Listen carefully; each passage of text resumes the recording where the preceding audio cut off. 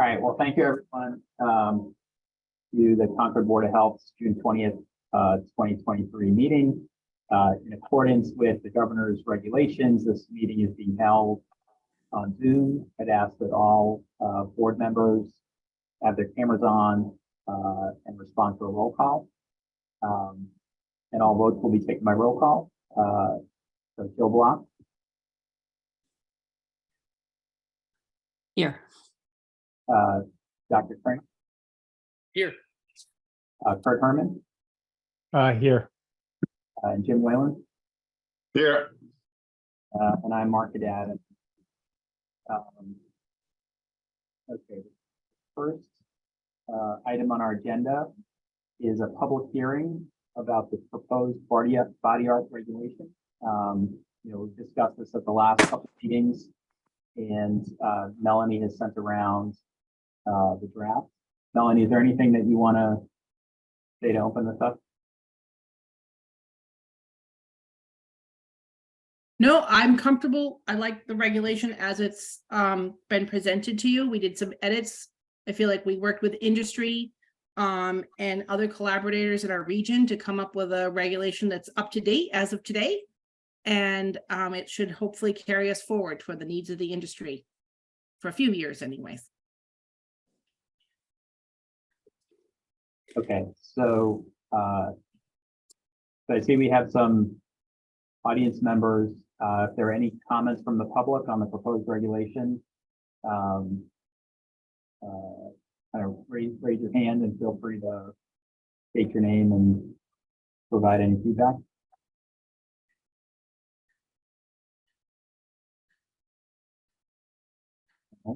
I'm not seeing any. Any questions from any board members about the proposed regulation? I have a question. Melanie, has there been any follow-up inquiries from the woman who brought the request or the inquiry about this in the first, initially? No. She said she was practicing somewhere else in another state. She let us know that, but I don't believe we've had any further inquiry. Okay. Just curious, because she had been part of the conversations the last few times. So just wondered if she had any follow-up comments that you've heard beyond tonight. I mean, or in lieu of tonight. So sounds like not. My sense is that she wasn't too happy with them, with the draft regulations. But I think that they're reasonable.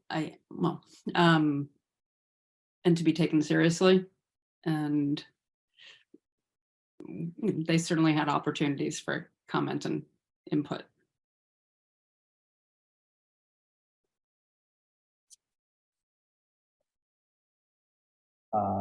So not hearing any public comment, not hearing any other questions or comments from board members, I will move to conclude the public hearing portion of this, and then so all in favor of concluding the public hearing. Jill? I'm yes. Dr. Frank? Kurt? Yes. Jim? Yes. Okay, I vote in favor of that. And then I think we have enough information to move to vote to adopt the regulation, unless any board members have any disagreement with that. So someone will entertain a motion to approve the proposed body art regulation. I move that we approve the new body art regulations, which incorporates updates reflecting microblading and other body art. I second. All right, we'll do a roll call vote. Joe Block? I approve. Dr. Frank? I approve.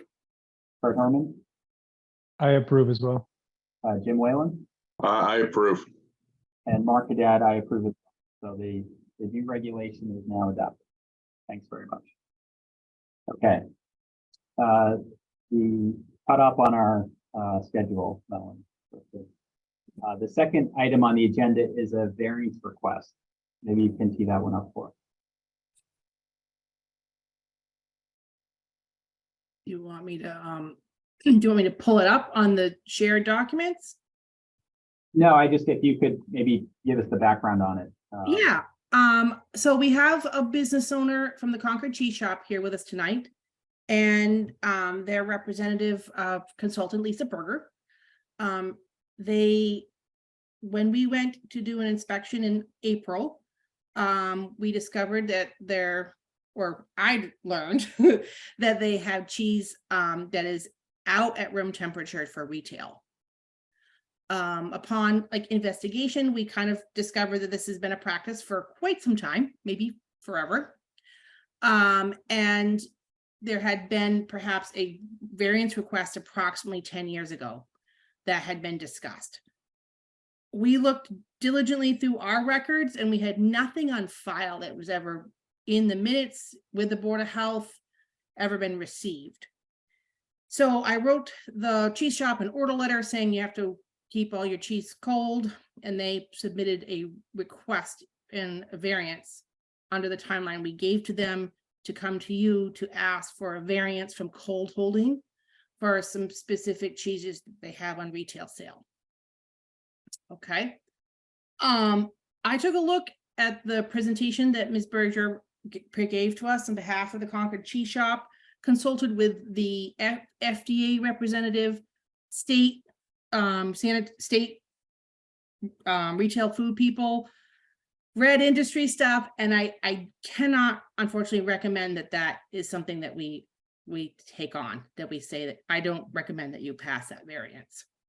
While there is some work in cheese, especially hard cheeses or semi-soft cheeses in the industry, for listeria, I feel that the data presented makes too big of a leap from retail sale and the studies being with listeria in the long term, and then what we have food at the cheese is sliced open, held at retail at room temperature, or and then maybe put back in the cooler overnight and then brought out the next day.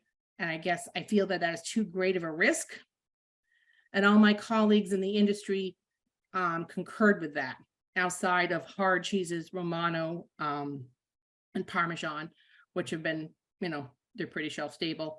So I guess I wrote the memo recommending that you not take on that variance, but I feel probably Ms. Berger and Peter would like to represent themselves.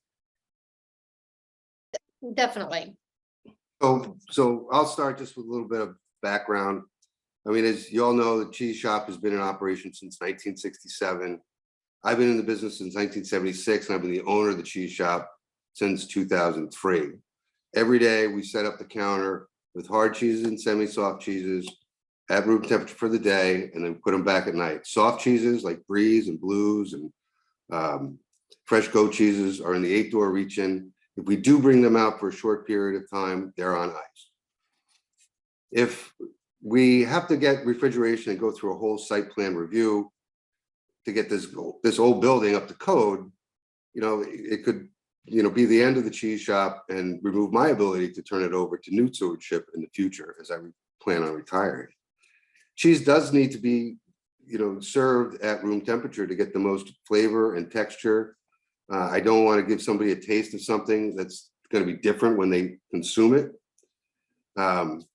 In terms of my own personal food safety philosophy, I hired Berger Food Safety in 2006 to give us regular inspections 4, 5, 6 times a year versus the once a year from the town health inspector.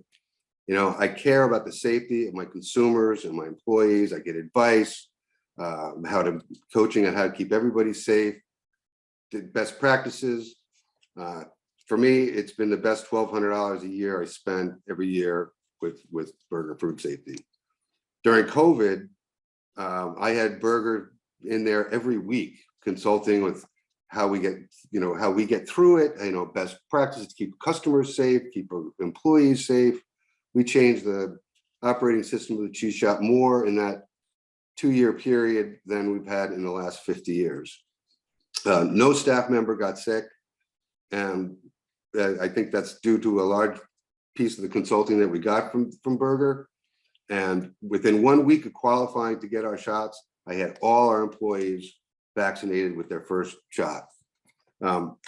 in short, I care and I invest my money in the food safety and keep my people and my customers safe.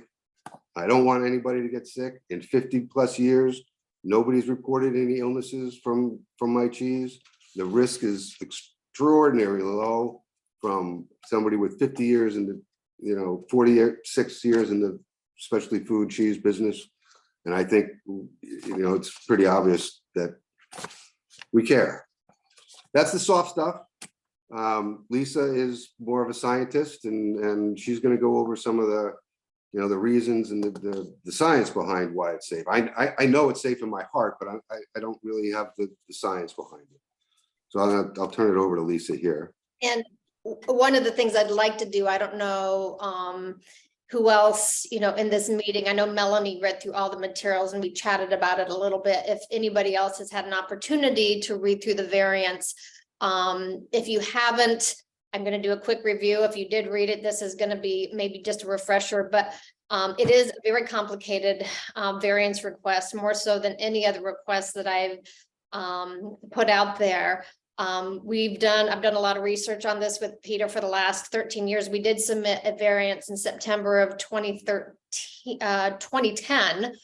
But I just want to briefly kind of go over the gist of what's going on with the variance request. In order to understand this, there's really two provisions of the food code that we've referenced in the variance request that are really pertinent to our request for this variance. One of them comes from the definition section of the food code, and it talks about the definition of TCS foods. And for those of you who aren't food science or food people, this is referencing time temperature control for safety foods. So in the food code, and this is based on the most recent edition that we adopted. It's the 2013 edition of the food code, which Massachusetts adopted in 2018. But TCS foods, we have very specific items. We have your typical raw and cooked animal foods, heat treated fruits and vegetables, raw sprouts, cut leafy greens, cut tomatoes. Part of the definition, which is very interesting, identifies and pulls out those food items that are not TCS foods. And there's three examples I hear. One is items such as air-cooled hard-boiled eggs, which is a surprise for most people, food that's in hermetically sealed containers like cans or jars. And then the third one is food items, because of their pH levels and water activity levels, that they are designated in the food code as non-TCS foods in two tables that are referenced in the food code. And Melanie and I chatted quite a bit about the definition of the food code or TCS foods a while back. There are some cheeses that she referenced in the variance request that we don't have to have a variance for because they can be held at room temperature. And you referenced the Parmesan, the provolone, and some of the others. But what we would like to request is that some of the other additional cheeses that the cheese shop would like to hold at room temperature, which fall under in the food code, something called a product assessment required. In the food code, these products, where it's not black and white, if they're TCS food or not, they require something called a product assessment. In order to have this approved, we do have to have a variance and a product assessment. And in the food code, the annex of the food code, it said this product assessment can either be laboratory tests or more specifically inoculation studies or other acceptable evidence showing that these cheese products or these items are not TCS foods. So the product assessment that we wanted to initially go with, that we're providing as evidence that these cheese items are non-TCS foods, are references that I submitted with the variance request. And there was actually 3 references that I put in this. 2 of them are articles that are published by the International Association for Food Protection. One is called Food Protection Trends. The other one is called the Journal of Food Protection. This second article specifically references Listeria monocytogenes inoculation studies that were conducted on cheese, showing that after a period of 36 hours, up to 86 degrees, not only was there no bacterial growth in these items, but there was actually a death of this bacteria, the Listeria monocytogenes, at all temperatures. So this is what we had were researching years ago, and I started to update and see if I could find any additional articles. And I was actually doing a Google search, and I kept coming up with the USDA website saying hard cheese is not defined as a TCS food. They just need to be refrigerated for quality reasons. But getting back to the food code, the second food code reference, limiting of growth of organisms of public health concern. This states that all TCS foods must be held at 41 degrees Fahrenheit or less. So as per these two food code provisions that we reference and evidence indicating that these cheeses in questions are non-TCS foods, we are specifically requesting, because of this evidence in these articles with the inoculation studies, to hold these products at room temperature. And we did provide a list of cheese in the variance request. I would like to read the last statement that we had in our variance request in case you didn't get a chance to read it. And it does quote a couple of times one of the authors. And then I can, any questions maybe that the other board members can have, I'd be happy to answer that. But as Peter said, storing hard and semi-soft cheese at room temperature is more desirable because it enhances the flavor and quality of the product. It has been shown that science-based research reveals that the inherent characteristics of hard and semi-soft cheeses create a hostile environment for bacterial pathogens and therefore don't create a public health hazard when storing these items at room temperature. As shown in the articles that I had submitted, hard and semi-soft cheese exhibit a combination of barriers that really prohibit the growth of microorganisms, and specifically what they discovered was with Listeria monocytogenes. To protect these cheese from potential growth at higher temperatures, the authors of these studies suggest that the cheese products be exempt from FDA food code temperature requirements as long as the temperature of the cheese does not exceed 87 degrees. The final statement in the second article really supports our belief that the cheese should be displayed at room temperature. And they state in this article, there's one common thread among all the ripened cheese evaluated. The curing, the ripening, the aging step is detrimental to bacterial pathogens, especially at elevated temperatures up to 30 degrees Celsius, which is 86 degrees Fahrenheit. Therefore, for safety purposes, refrigerated storage of the cheese would appear to be unnecessary and possibly counterproductive. So backing off from the references in these articles, it seemed very clear that this was absolutely a safe product. These journals come from a peer-reviewed, reputable, both articles in a reputable journal. The International Association for Food Protection is a well-known industry in the food safety world. And I'm sure, Melanie, you're probably very familiar with them because you went to Cornell, I believe, and have a degree in food science.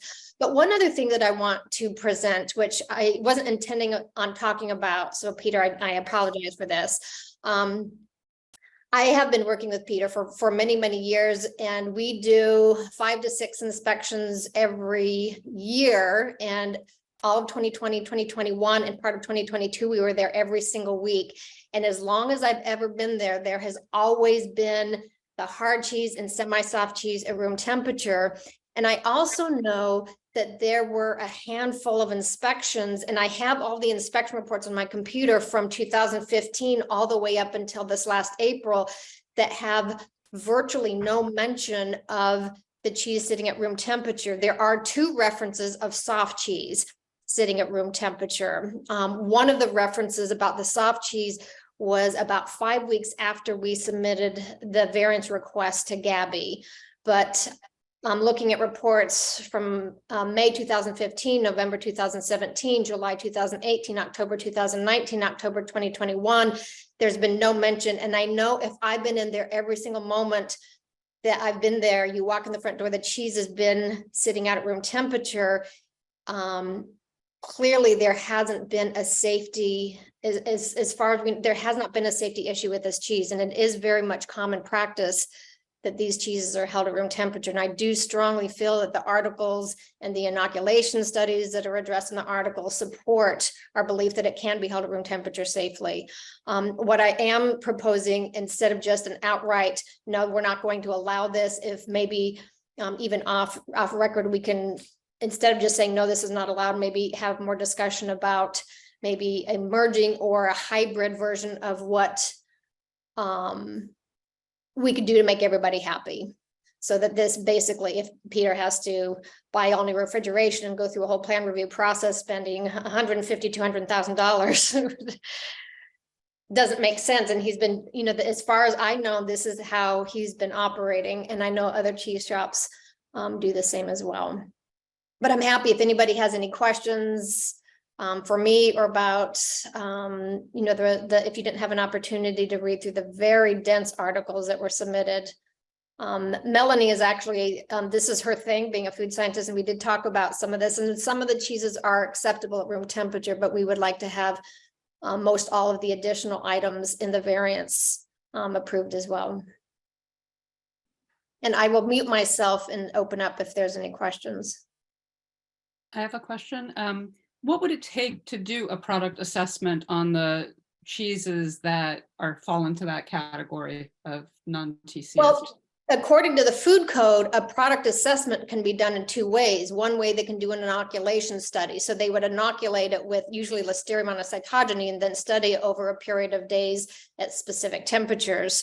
The studies are quite expensive, and it would be done on each individual piece of cheese that he would have. But also the food code says it's either that or other evidence, that a product assessment can be other evidence, such as the evidence that we're providing today. So it doesn't say it has to be a laboratory that's providing evidence. And I feel like the articles that we've submitted did the work for us. They did the inoculation studies. They studied the cheese based on, you know, many of the intrinsic factors of the cheese.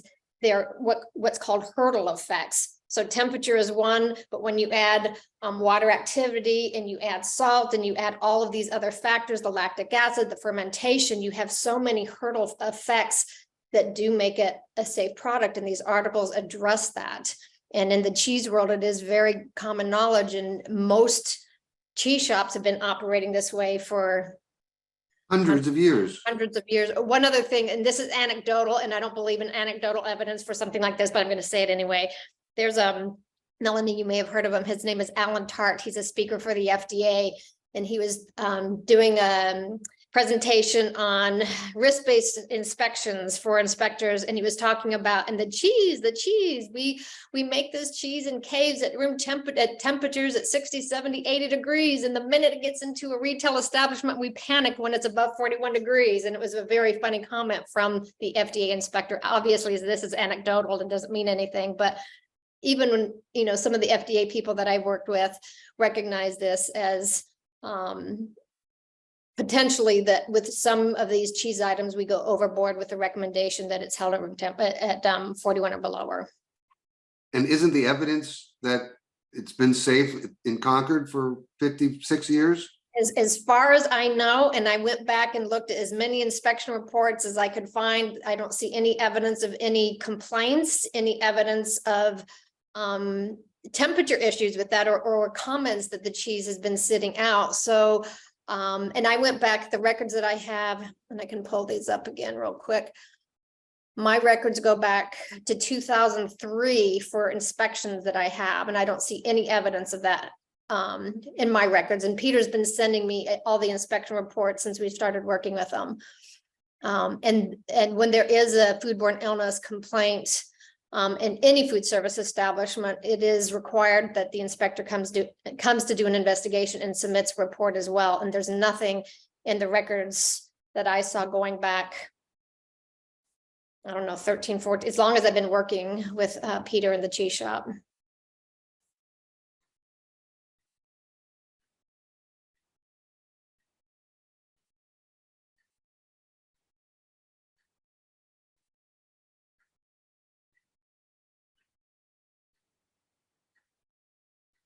Melanie, is there additional information that you would need or require to support a variance?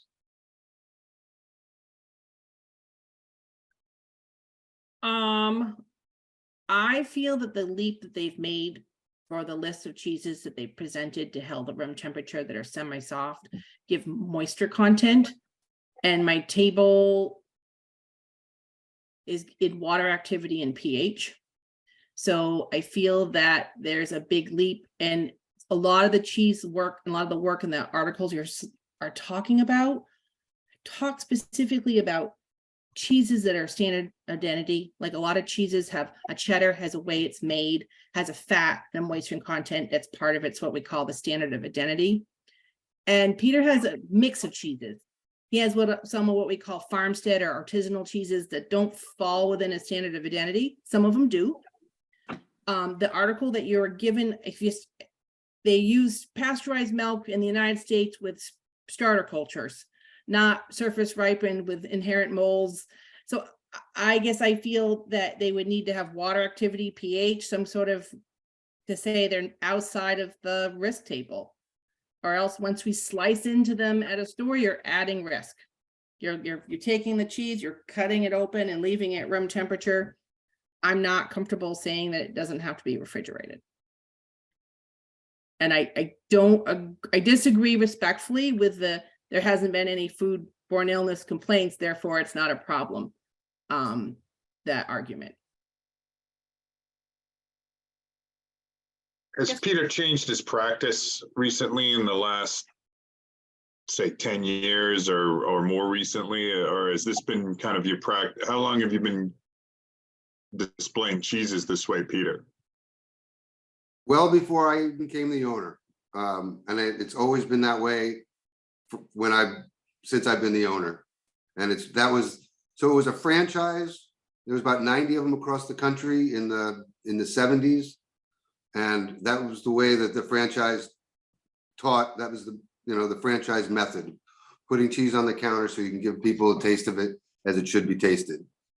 And Soft cheeses. Have you added any of the cheeses recently, or has this pretty much been what you've been doing from the beginning? What we've been doing since the beginning. I haven't changed anything. And this is something else. And so this actually was a surprise to me.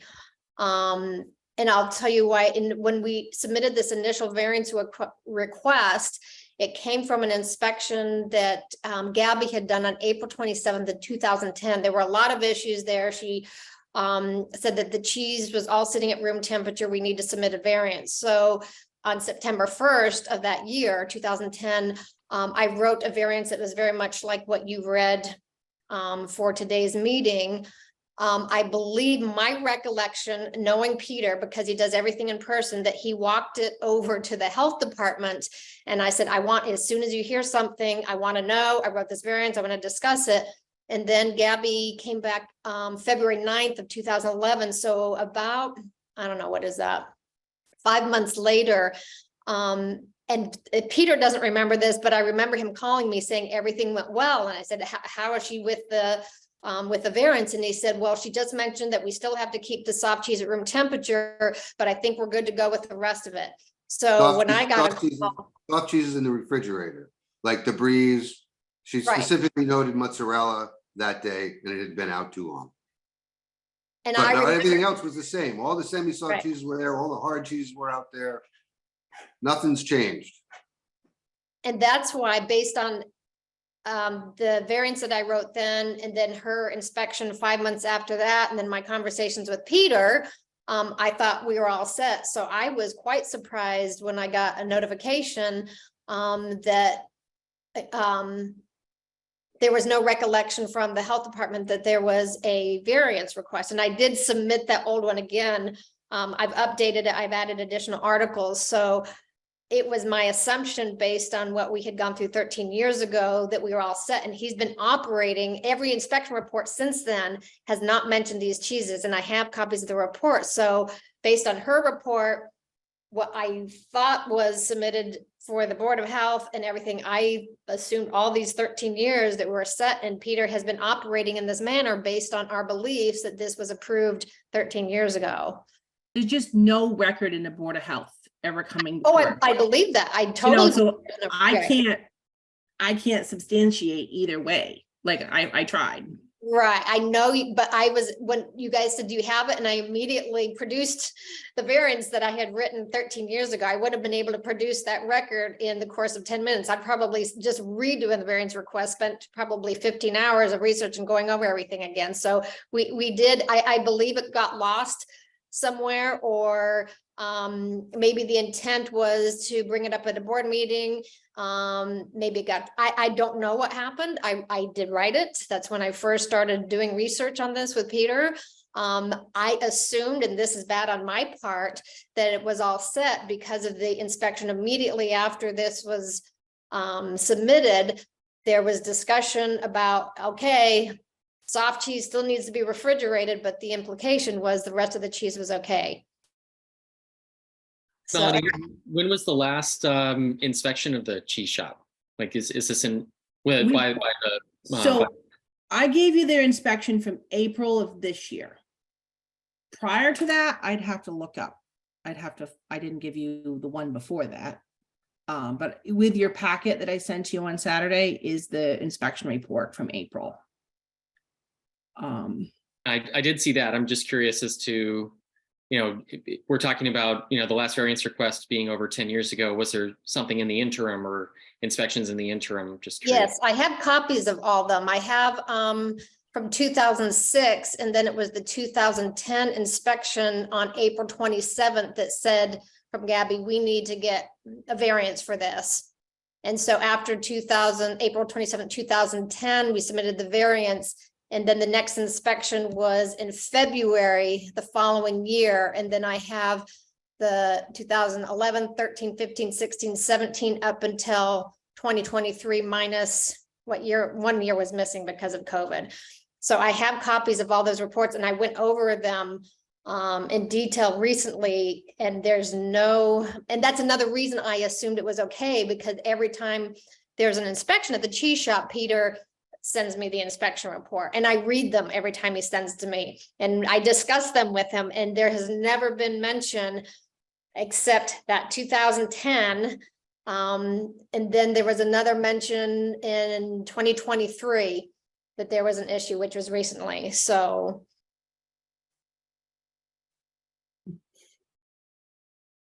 And then one other question, are there comparable shops in Massachusetts, and what do they do? that's a better question for Peter. There are only a handful of cut to order cheese shops in New England. Most are what I refer to as cut and dump. They cut the cheese, price it, and put it in a cooler, and people walk by. It's different in a cut to order shop where you have a conversation and you try things, and you're not just going blindly through what is there. You get to pick the size that you want, you taste it. So those, and there's maybe 5, 6 in Massachusetts that are cut to order shops, and they leave cheese out on the counter all day long, put them away at night, just the way it's supposed to be done, in my opinion. I mean, that's what makes the cheese shop the cheese shop. I mean, we're not a cut and dump shop. It's a special place. Peter, are some of them using time as a public health control? I don't know. I don't know what they do.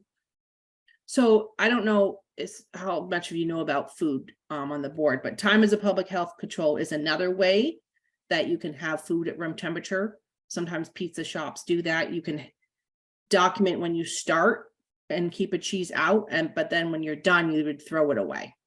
So And that's why it doesn't work at the cheese shop, because they'd be throwing away huge quantities of very expensive cheese at the end of 6 hours. So for cold food, it's fine at 6 hours under 70. So you could take out a smaller portion of the cheese, yeah, and have that out but then it is an expense to then have to what Lisa's saying. Right. That is a method that could be used. I'm not familiar with the other cheese shops. We'd have to do an investigation. That would be fun. I say we do that. When I spoke to my other regulators, it is something that does come up with cheese, that is common, that's desired, and the regulators all feel that it shouldn't be that way. So that it should be refrigerated. I'm sitting here feeling really conflicted because I've lived in town for 30 years. The cheese shop has been this way all that time. As far as I know, there's been no complaints that we've been made aware of in my time on the board. We have heard when other establishments have caused foodborne illness. So I do, suspect that in fact it's been okay all of this time. But at the same time, I also recognize that the food code exists for a reason, and there needs to be some kind of referencing of that in this. And, I don't know what the solution is, but I do think that understanding what some of the other similar, not even just in Massachusetts, there must be other models out there. When we passed the variance for Deborah's reusables, California had the existing code for that. So, I feel like we should be looking further afield to see what are some of the other practices on this. One of the things I'd like to say about this variance, I have written crazy variances. I've written variants so people can have dirt on their floor. I've written variances for people to allow dogs to come into their dining room. These clearly are issues that are not addressed in the food code.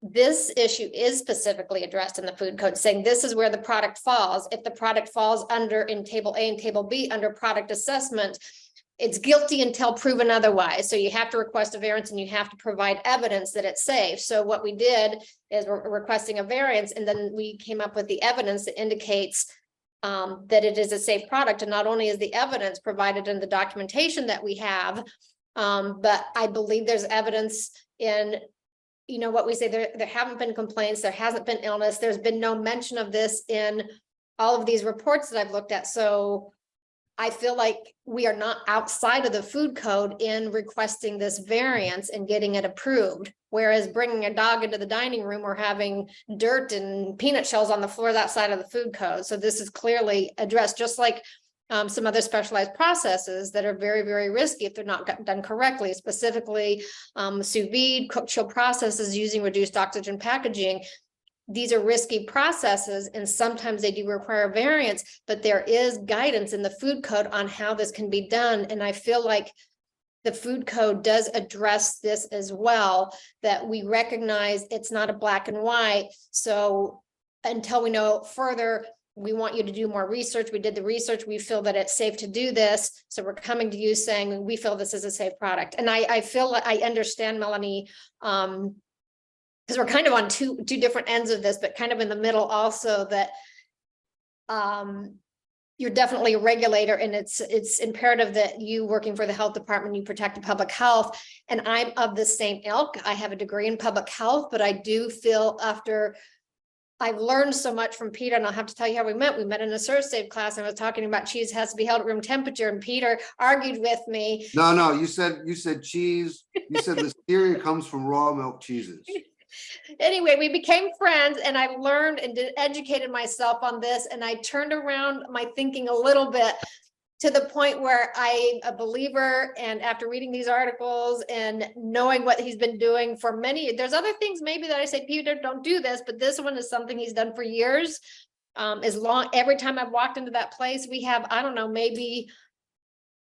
how many inspections that we have in our records for you, 150 inspections over the years, in which there's never been an issue that we've had. And then all the inspections done by the inspector in Concord, there hasn't been issue as well. So and I too care about people's health. Yeah. And I mean, we have the same interests at heart here. None of us want anybody to get sick. Right. It's not good practice to make your customers sick. We take very good care of our tools. Our sanitation buckets. We work with Berger to make sure everything's above and beyond where we need to be. And we just ask that, our cheese is out for a reason, and it's safe. It hasn't created any issues. And it's been like that for 50 years. That's another point. It's not something new we're asking to do, something that we don't know how it's going to go. It's like we're asking to continue doing something that's been going on forever, and that I assumed had been approved 13 years ago, which is obviously, we know when you assume what that makes you, but To answer your question, Jill, I was not able to find conference food protection articles or other articles specific to this, that there are other variants. I didn't exhaust it because I ran out of time.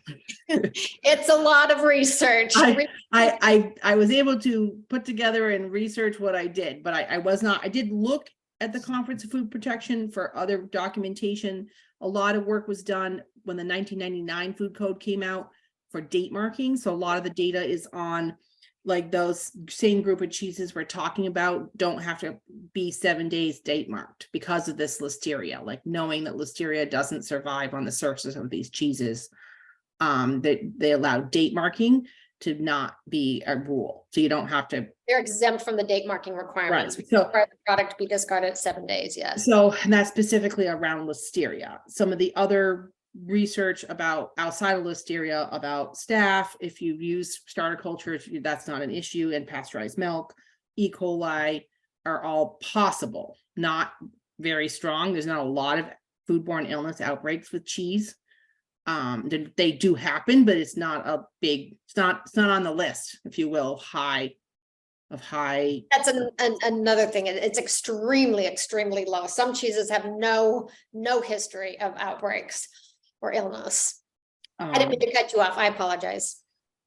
So I guess I did, that's as far as I got, like trying to understand like what the risk was and what the limitations were and what the possibility for contamination. But as far as another practice in another state, of all the cut and cheese cut, I haven't found what they do, who they are and what they have for policies. So that would be fun.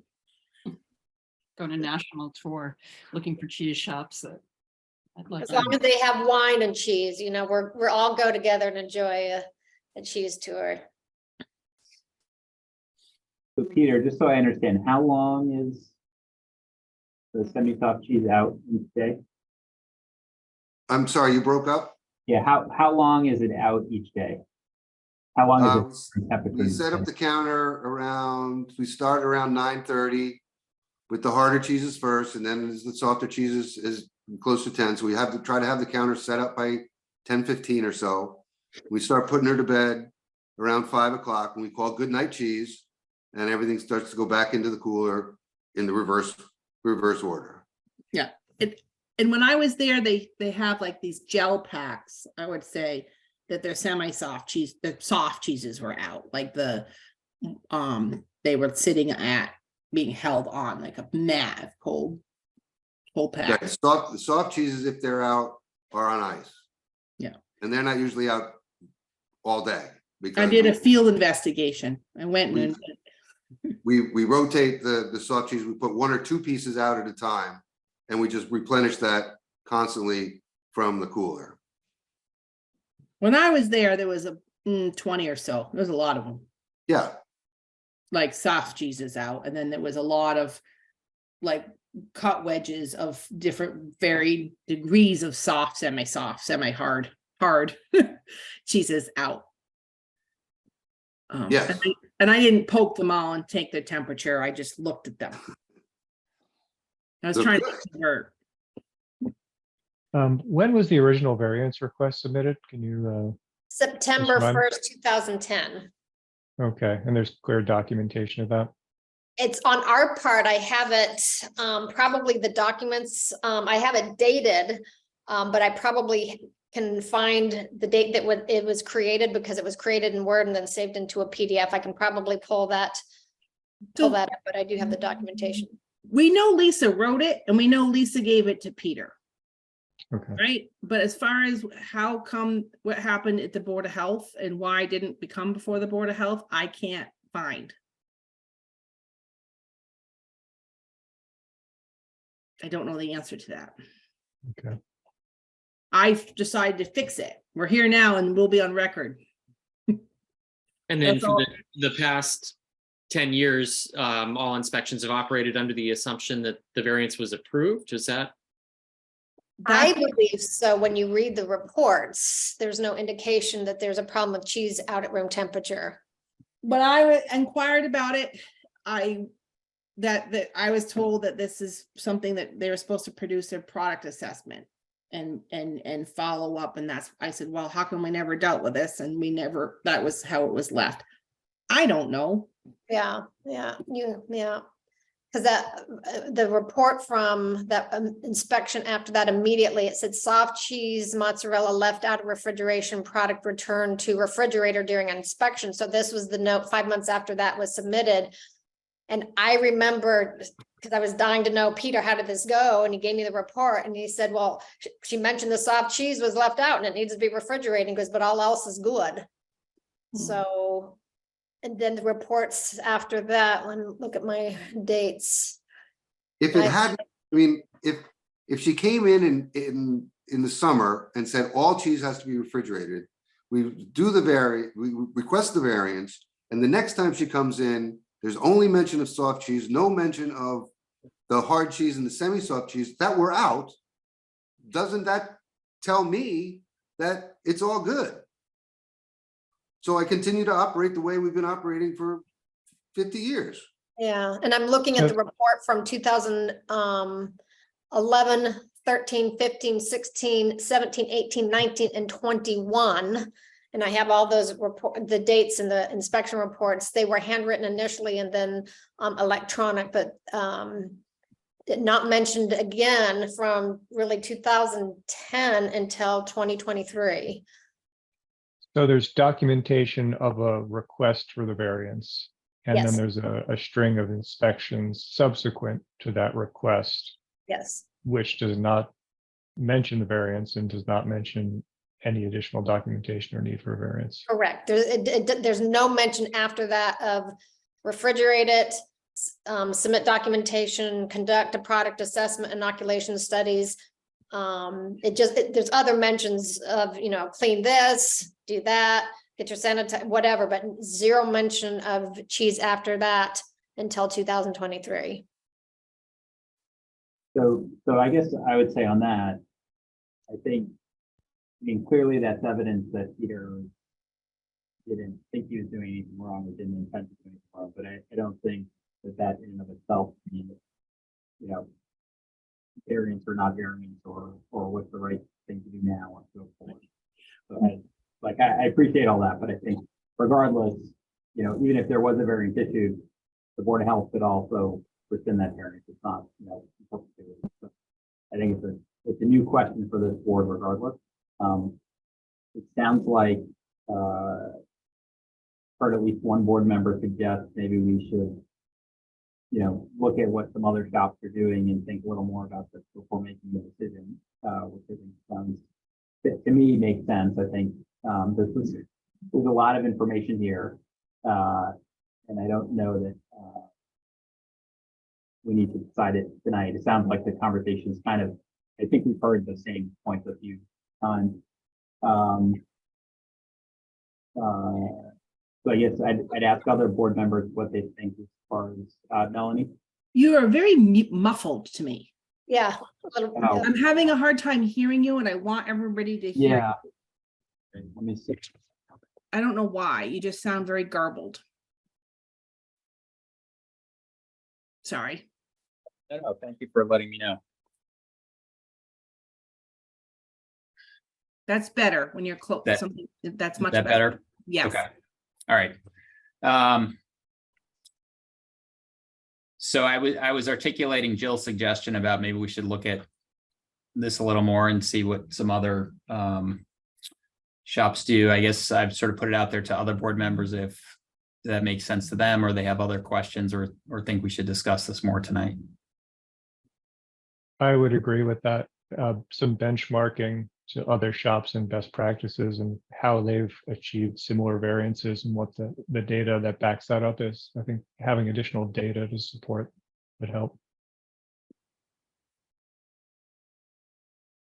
Agreed.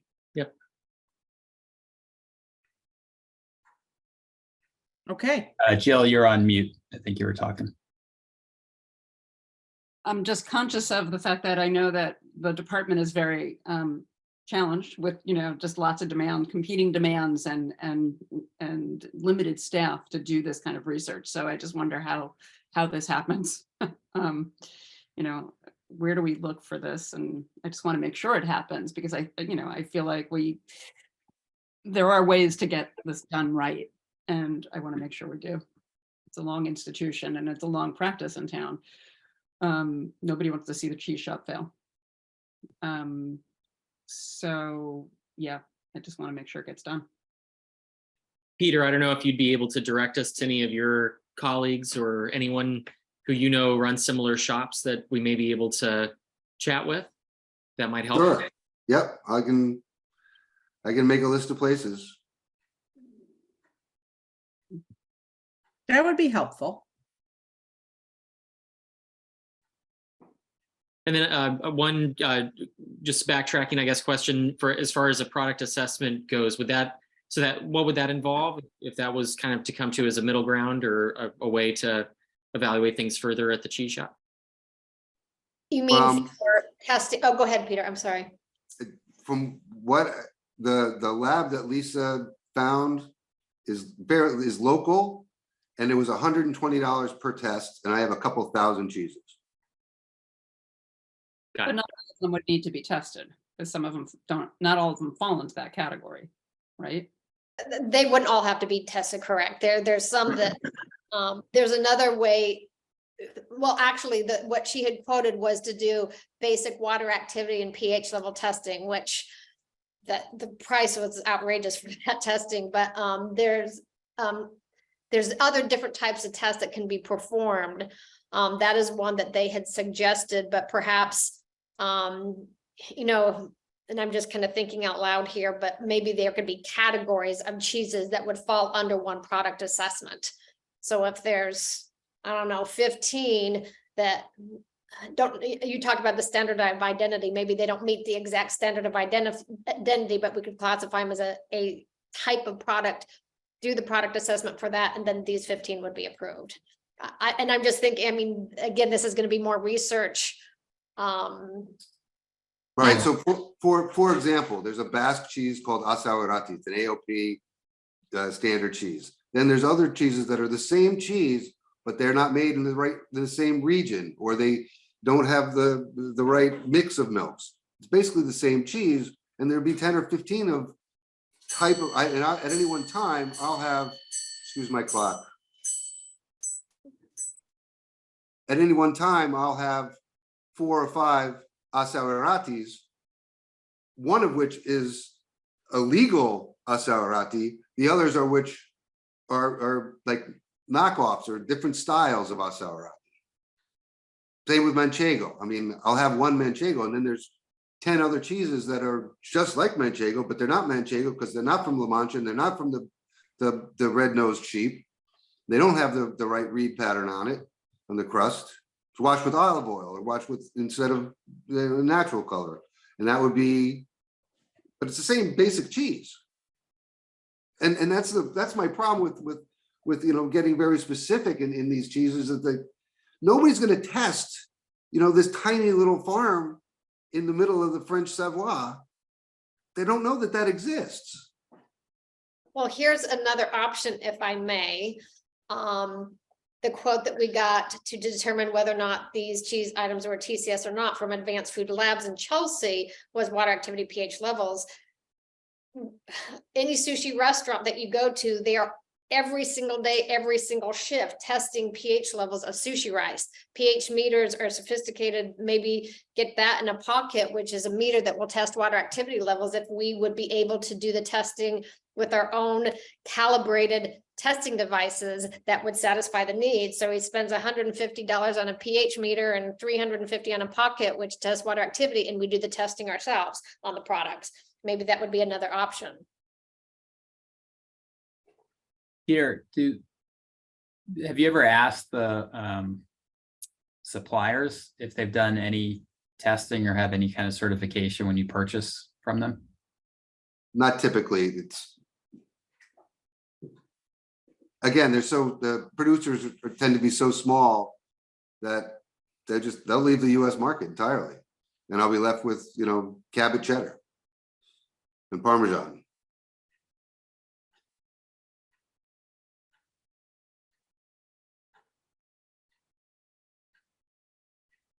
Okay.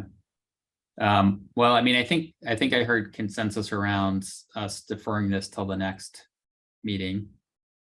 I think if Peter can send some examples of other colleagues in the state and outside the state that could be contacted, that would be helpful.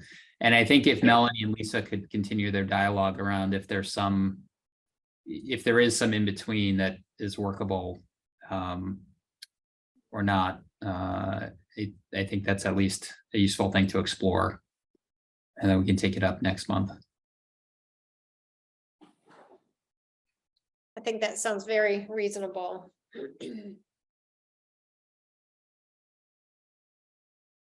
I have one other suggestion that could be useful is whether we could look to European regulation on this issue as just an example.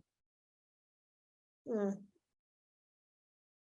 The nice thing about European regulations is they're all in English as well. I've looked into that. For example, in Amsterdam, their food code comes in something like 14 different languages.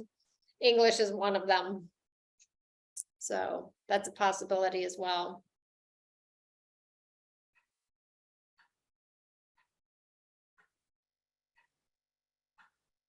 Okay, great. Any final comments, questions, discussion on this agenda item? All right. Hearing none, Peter and Lisa, you're welcome to stick around, but you may not find the rest of this as interesting. I want to thank you all for listening, and also Melanie, you've been great chatting the other day, and very, very savvy, obviously, with your degree and your experience and knowledge. So I appreciate your having chats about this, and we came to agreement on some of the cheese that can be left out, which is great. So I think we will come to a middle ground, but it was great, just your advice and help when we chatted recently. So thank you. Thank you, everybody. I appreciate your consideration. Thank All right. you. Thank you, Peter. All right. Have a good night. Enjoy the rest of your meeting. All right, next up, we've got chair and board member reports. Anyone have anything they want to report on? I can report briefly that the physicals for the camp physicals for the kids at the Best Western went very well. So thank you all for chiming in and being part of that. And we got all the physicals done. And I know maybe Melanie can speak to where things are at with the immunizations. Those weren't available when we did the physicals, which was kind of a relief for my part, to be honest. But yeah, we were able to get that done. And Lori Hunter sent a very nice email. I can't remember if the board was included in that or not, but just thanking everyone for their involvement to get these kids set for the summer. So that was a great success. That's awesome. Thank you for doing that.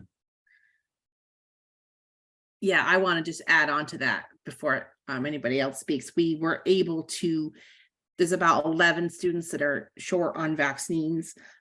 The Malden public health nurse, we're going to review our probably on Thursday, bus kids to Malden. We found some vaccine, and we're going to administer the next vaccine for the kids that are currently exempt. One of the challenges is these youth don't have primary care providers. They're using Emerson Hospital as their healthcare system. So we can't, surprisingly difficult to get kids vaccines. Once we get our public health nurse, guess what's going to be on top of the list of things we're going to do. But I'm optimistic that all youth that want to participate will be good to go next week. That's the goal. There's some kids from Boston Public Schools right now, they're still in school this week, so they weren't a concern. But we're working towards that. It's been a little bit of a challenge. Well, thank you for doing all that, because it's definitely way over my head. So. Great. Any other board members? Now, just following up on that, I saw Concord Rec started this morning. I saw lots and lots of happy kids already today. So that's good to see. Anna reported there's 5 youth from the shelter that were there this morning, and they were just happy and having the time of their lives. And none of us want them in their hotel room, you know, for the summer. So takes a village, and we're working on it.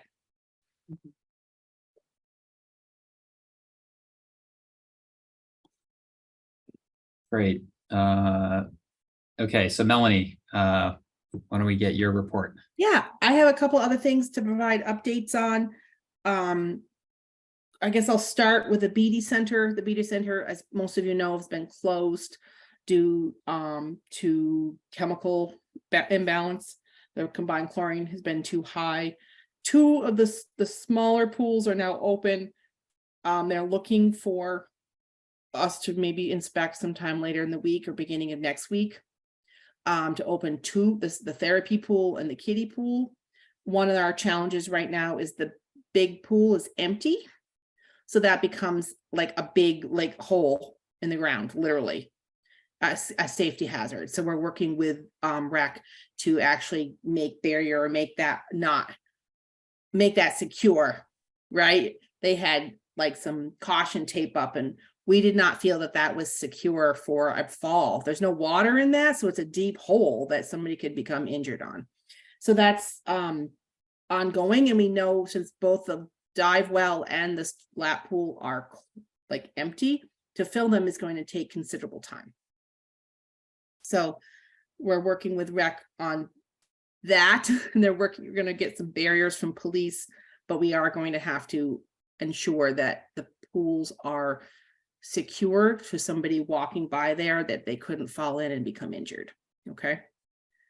Summer camps are in full swing. We're inspecting in Lincoln and in Concord. Recreational camp finished this past week, but all the other camps at various locations around town. Gabby's inspecting Thoreau at a number of the private schools host camps. Silver Hill is a private or semi-public association beach. We had been close to high bacteria. They are now open. They had subsequent samples. So beaches have like a single sample maximum from E. coli, but then they have something called the geomean, which is the average of the last 5 samples. So that beach was high early in the spring. Got them to change some practices at the beach, and they've come down. So it is now open. And then White Pond water testing, I've had some inquiry. I am sending out the weekly report to all of you, right? So hopefully if you receive it, we are doing the water testing ourselves. We are using the estimated growth curves that Nancy Leland piloted with her lab. We're using the fluorometer. We're measuring it ourselves. Natural Resources helping us with the water sampling. I've learned what microcystis and dilithiospermum look underneath the microscope, and we are doing the testing here. The pond looks good so far. It's been a cool spring. A lot more rain, very, very different than last year. We don't see any bloom to date. The apods are taking a lot of pollen out of the water.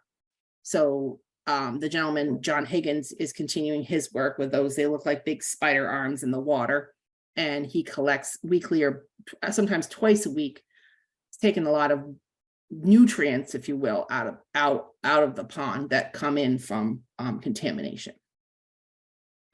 The middle school is kind of taking up quite a bit of time. That project is started. So there's a weekly meeting with the staff of the schools, the town staff, and getting them permitted. The building permit is looking to be issued soon.